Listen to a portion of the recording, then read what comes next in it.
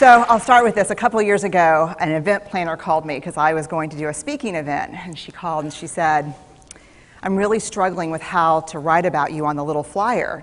And I thought, well, what's the struggle? And she said, well, I saw you speak, and I'm going to call you a researcher, I think, but I'm afraid if I call you a researcher, no one will come because they'll think you're boring and irrelevant.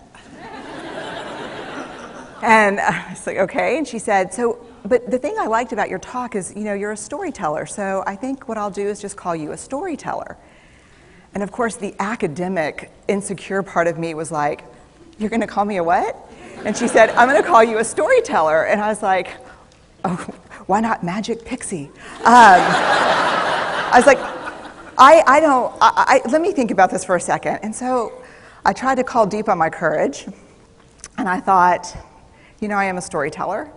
I'm a qualitative researcher. I collect stories. That's what I do. And maybe stories are just data with a soul, and maybe I'm just a storyteller. So I said, you know what? Why don't you just say I'm a researcher storyteller? And she went, there's no such thing. So I'm a researcher storyteller. And I'm going to talk to you today. We're talking about expanding perception. And so I want to talk to you and tell some stories about a piece of my research that fundamentally expanded my perception and really actually changed the way that I live and love and work and parent. And this is where my story starts. When I was a young researcher, doctoral student, my first year I had a research professor who said to us, here's the thing, if you cannot measure it, it does not exist. And I thought he was just sweet-talking me. I was like, really? And he's like, absolutely. So you have to understand that I have a bachelor's in social work, a master's in social work, and I was getting my PhD in social work. So my entire academic career was surrounded by people who kind of believed in the life's messy, love it, and I'm more the life's messy, clean it up, organize it, and put it into a bento box. And so to think that I had found my way, to found a career that takes me, really one of the big sayings in social work is lean into the discomfort of the work. And I'm like, knock discomfort upside the head and move it over and get all A's. That was my mantra. So I was very excited about this. And so I thought, you know what? This is the career for me because I am interested in some messy topics, but I want to be able to make them not messy. I want to understand them. I want to hack into these things that I know are important and lay the code out for everyone to see.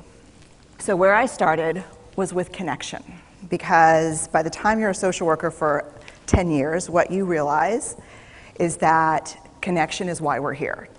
It's what gives purpose and meaning to our lives. This is what it's all about. It doesn't matter whether you talk to people who work in social justice and mental health and abuse and neglect. What we know is that connection, the ability to feel connected, is neurobiologically, that's how we're wired, it's why we're here. So I thought, you know what, I'm going to start with connection. Well, you know that situation where you get an evaluation from your boss and she tells you 37 things that you do really awesome and one thing that you can't, an opportunity for growth. And all you can think about is that opportunity for growth, right? Well, apparently this is the way my work went as well, because when you ask people about love, they tell you about heartbreak. When you ask people about belonging, they'll tell you their most excruciating experiences of being excluded. And when you ask people about connection, the stories they told me were about disconnection. So very quickly, really about 6 weeks into this research, I ran into this unnamed thing that absolutely unraveled connection in a way that I didn't understand or had never seen. And so I pulled back out of the research and thought, I need to figure out what this is. And it turned out to be shame. And shame is really easily understood as the fear of disconnection. Is there something about me that if other people know it or see it, that I won't be worthy of connection? The things I can tell you about it, it's universal. We all have it. The only people who don't experience shame have no capacity for human empathy or connection. No one wants to talk about it, and the less you talk about it, the more you have it. What underpinned this shame, this I'm not good enough, which we all know that feeling. I'm not blank enough. I'm not thin enough, rich enough, beautiful enough, smart enough, promoted enough. The thing that underpinned this was excruciating vulnerability. This idea of, in order for connection to happen, we have to allow ourselves to be seen, really seen. And you know how I feel about vulnerability. I hate vulnerability. And so I thought, this is my chance to beat it back with my measuring stick. I'm going in, I'm gonna figure this stuff out, I'm gonna spend a year, I'm gonna totally deconstruct shame, I'm gonna understand how vulnerability works, and I'm gonna outsmart it. So I was ready, and I was really excited. As you know, it's not gonna turn out well. You know this. So I could tell you a lot about shame, but I'd have to borrow everyone else's time. But here's what I can tell you that it boils down to. And this may be one of the most important things that I've ever learned in the decade of doing this research. My 1 year has turned into 6 years, thousands of stories, hundreds of long interviews, focus groups. At one point, people were sending me journal pages and sending me their stories, thousands of pieces of data. And 6 years. And I kind of got a handle on it. I kind of understood this is what shame is, this is how it works. I wrote a book, I published a theory, but something was not okay. And what it was is that if I roughly took the people I interviewed and divided them into people who really have a sense of worthiness, that's what this comes down to, a sense of worthiness.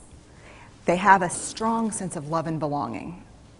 And folks who struggle for it, and folks who are always wondering if they're good enough. There was only one variable that separated the people who have a strong sense of love and belonging and the people who really struggle for it, and that was the people who have a strong sense of love and belonging believe they're worthy of love and belonging. That's it. They believe they're worthy. And to me, the hard part of the one thing that keeps us out of connection is our fear that we're not worthy of connection, was something that personally and professionally I felt like I needed to understand better. So what I did is I took all of the interviews where I saw worthiness, where I saw people living that way, and just looked at those. What do these people have in common? And I have a slight office supply addiction, but that's another talk. So I had a manila notebook, a manila folder, and I had a Sharpie, and I was like, what am I going to call this research? And the first words that came to my mind were wholehearted. These are kind of wholehearted people living from this deep sense of worthiness. So I wrote at the top of the manila folder, and I started looking at the data. In fact, I did it first in this in a 4-day, very intensive data analysis where I went back, pulled these interviews, pulled the stories, pulled the incidents. What's the theme? What's the pattern? My husband left town with the kids because I always go into this kind of Jackson Pollock crazy thing where I'm just like writing and going and kind of just in my researcher mode. And so here's what I found. What they had in common was a sense of courage. And I want to separate courage and bravery for you for a minute. Courage, the original definition of courage, when it first came into the English language, it's from the Latin word cur, meaning heart. And the original definition was to tell the story of who you are with your whole heart. And so these folks had, very simply, the courage to be imperfect. They had the compassion to be kind to themselves first and then to others, because as it turns out, we can't practice compassion with other people if we can't treat ourselves kindly. And the last was they had connection, and this was the hard part, as a result of authenticity. They were willing to let go of who they thought they should be in order to be who they were, which is, you have to absolutely do that for connection.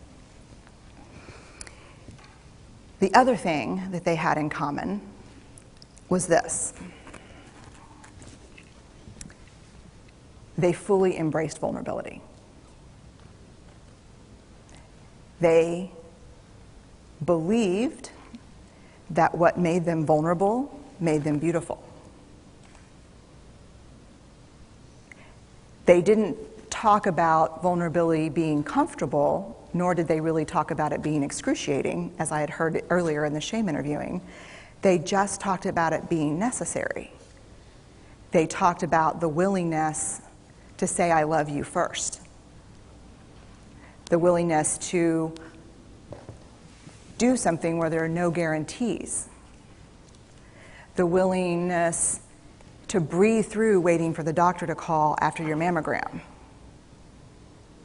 The willing to invest in a relationship that may or may not work out. They thought this was fundamental. I personally thought it was betrayal.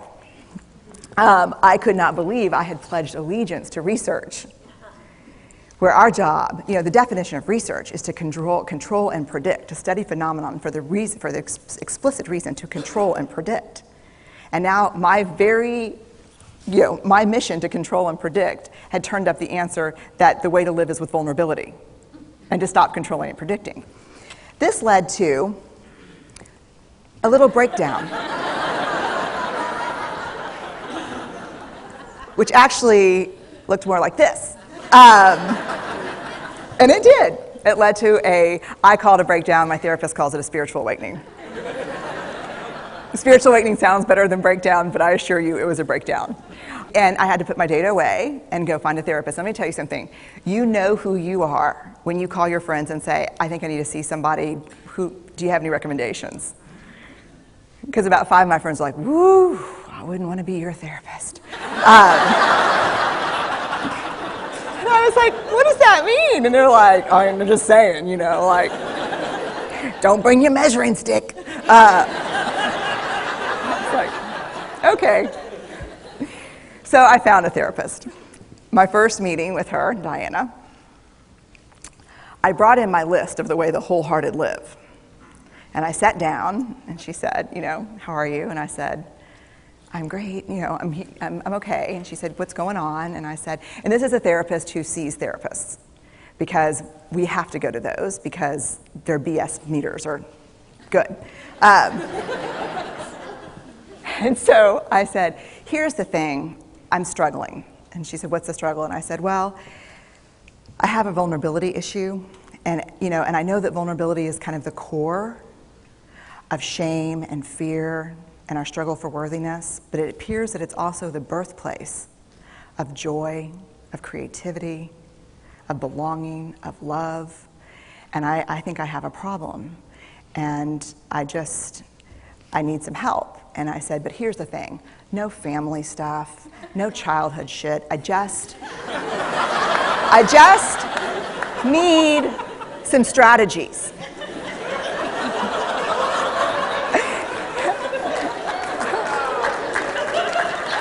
Thank you. So she goes like this. And then I said, it's bad, right? And she said, it's neither good nor bad. It just is what it is. And I said, oh my God, this is gonna suck.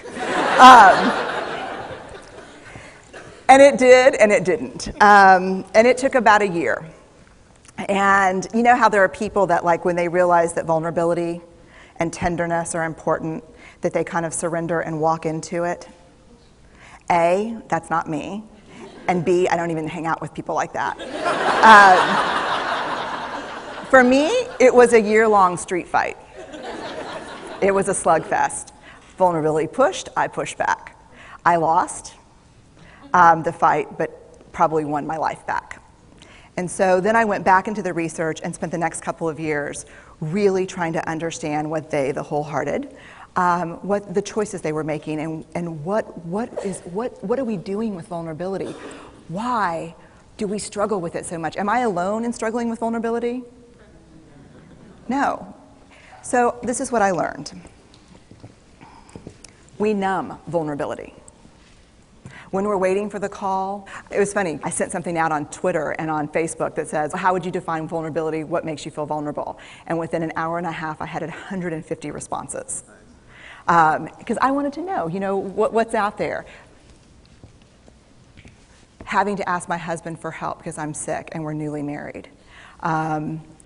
initiating sex with my husband, initiating sex with my wife, being turned down, asking someone out, waiting for the doctor to call back, getting laid off, laying off people. This is the world we live in. We live in a vulnerable world. And one of the ways we deal with it is we numb vulnerability. And I think there's evidence, and it's not the only reason this evidence exists, but I think that it's a huge cause. We are the most in debt, obese, addicted, and medicated adult cohort in US history. The problem is, and I learned this from the research, that you cannot selectively numb emotion. You can't say, here's the bad stuff. Here's vulnerability, here's grief, here's shame, here's fear, here's disappointment. I don't want to feel these. I'm going to have a couple of beers and a banana nut muffin. I don't want to feel these. And I know that's knowing laughter. I hack into your lives for a living. I know that's, God. You can't numb those hard feelings without numbing the other affects or emotions. You cannot selectively numb. So when we numb those, we numb joy. We numb gratitude. We numb happiness. And then we are miserable and we are looking for purpose and meaning. And then we feel vulnerable. So then we have a couple of beers and a banana nut muffin. And it becomes this dangerous cycle. One of the things that I think that we need to think about is why and how we numb. And it doesn't just have to be addiction. The other thing we do is we make everything that's uncertain certain. Religion has gone from a belief in faith and mystery to certainty. I'm right, you're wrong, shut up. That's it. Just certain. The more afraid we are, the more vulnerable we are, the more afraid we are. This is what politics looks like today. There's no discourse anymore. There's no conversation. There's just blame. You know how blame is described in the research? A way to discharge pain and discomfort. We perfect. If there's anyone who wants their life to look like this, it would be me. But it doesn't work, because what we do is we take fat from our butts and put it in our cheeks. Which just, I hope in 100 years people will look back and go, wow. You know. And we perfect, most dangerously, our children. Let me tell you what we think about children. They're hardwired for struggle when they get here. When you hold those perfect little babies in your hand, our job is not to say, look at her, she's perfect. My job is just to keep her perfect, make sure she makes the tennis team by 5th grade and Yale by 7th grade.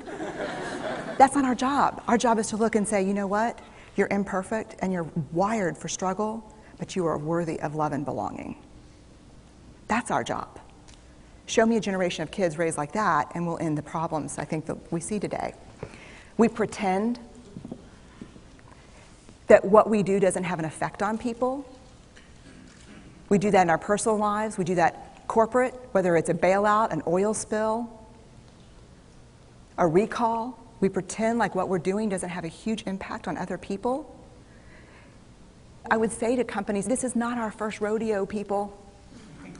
We just need you to be authentic and real and say, we're sorry, we'll fix it. But there's another way, and I'll leave you with this. This is what I have found.